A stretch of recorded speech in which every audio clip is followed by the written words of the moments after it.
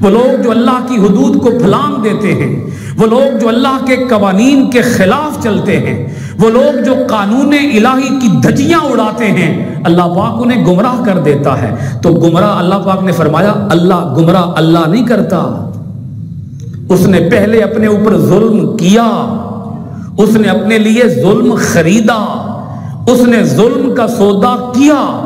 جب اس نے ظلم کی راہ پہ چلنا پسند کیا تو اللہ نے اسے ظلم کی راہ پہ چلا دیا۔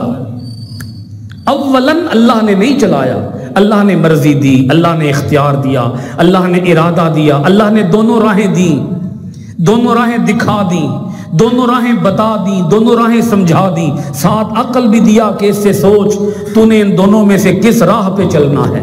لفظ سنے، لفظوں کے اندر جواب موجود ہے۔ اللہ پاک فرماتا ہے وَيُضِلُّ اللَّهُ الظَّالِمِينَ، اللہ ظالموں کو گمراہ کرتا ہے۔